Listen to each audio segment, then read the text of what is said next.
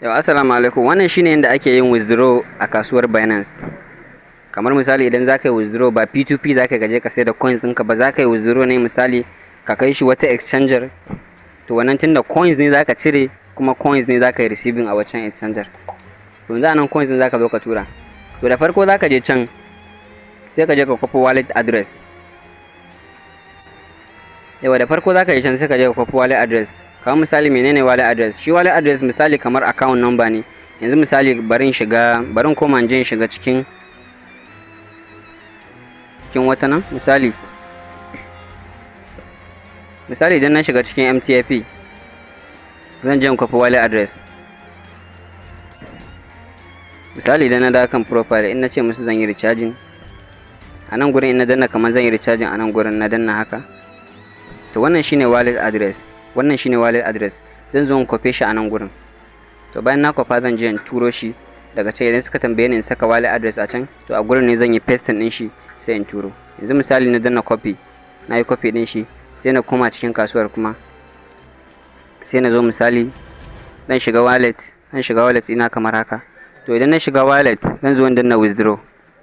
Idan na danna withdraw kamar haka, to a nan gurin zai bani dama ya ce wani coins ne nake da shi wanda zan yi withdraw. Gashi nan USDT ne, in BNB ne, in ROS ne, in Shiba Inu ne, gashi nan da saura. Idan ma kuma babu coins din a nan gurin sai ka danna can gurin sai kai searching din coins din da zai baka. Idan ya baka sai ka danna kan shi idan kana da available balance din shi. To yanzu anan wanda nake da available balance din shi shine USDT. Yanzu in danna kan USDT kamar haka. Gashi nan zai tambaye ni akan send via crypto network, wannan kuma send via email or phone number or ID. Ana iya a tura ma akan email ko kuma phone number ko kuma ID, amma idan da ita ne mutum wancan ya bude exchanger din tashi. To yanzu anan gurin zan tura ne via crypto network, sai in danna kamar haka. To bayan na danna zai zo nan gurin ya tambaye ni address, wato shine wallet address din can da naje na kwafo. Nan kuma zai tambaye ni network, nan kuma sai ya ce mana amount. To yanzu anan gurin sai na zo ne pasting din wallet address din kamar haka, zan yi pasting din shi. Amma akwai wani abu, ka tabbatar da cewa idan can gurin ka je ka kwafi wallet address din, ka tabbatar da cewa wani network ya baka. Akwai Ethereum network, akwai BNB network, akwai Solana da sauransu. To yanzu bari mu koma nan gurin na ga wani network ne ya bani anan. Bari na koma na ga wani network ya bani.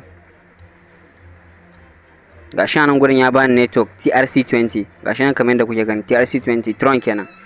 Idan Tron ne zai sa TRC20, in Ethereum ne zai sa ETH, idan Binance Mansion ne zai sa BNB. To yanzu an wannan Tron ne, sai in koma can.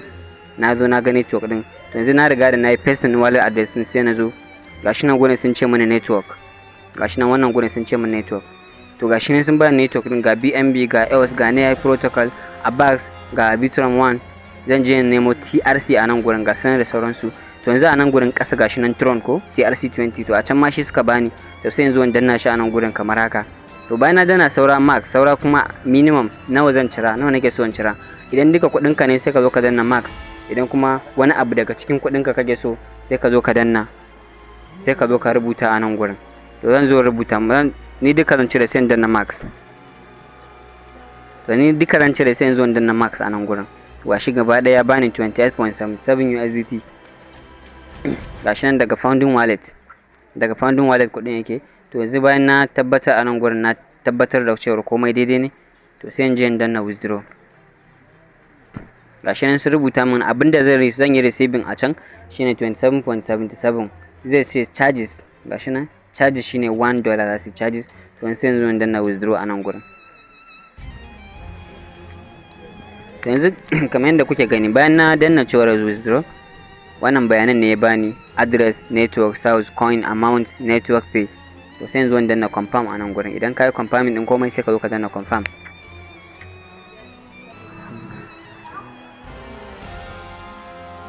Yanzu yana mana confirm.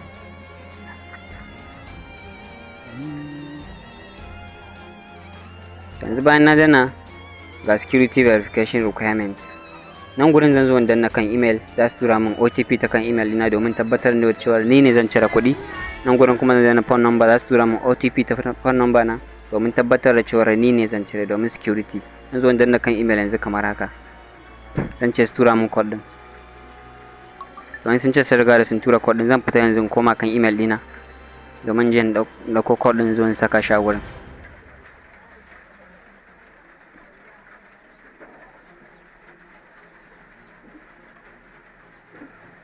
Yanzu gashi bayan na gashi nan kamar haka sun tura mini code ɗin gashi nan ga sunan wannan, sai na zo na copy ɗin su, amma za ka yi saurin copy ɗin saboda da yi sakan 60 shikenan ya riga ya expire. Zan zo ka paste ɗin shi, to na yi paste ɗin shi gashi nan kamar yadda kuke gani gurin ya nuna green, saura na phone number, to zan ce get the code, za su tura min a phone number nan, zan fita zan je na kwafo shi.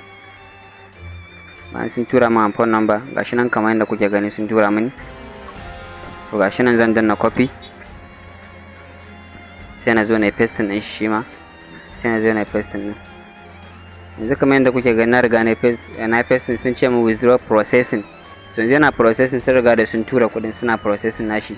To da zarar sun riga sun gama processing, immediately za ka ga coins ɗinka ya je can a inda ka tura. Nan kuma gurin history ne, idan kana so ka bibiyi history na abin da ka tura za ka zo ka danna nan gurin, gashi nan kuma ya nuna maka yanzu yana processing, kamar yana pending ne, yana kan tafiya, yana hanya kenan.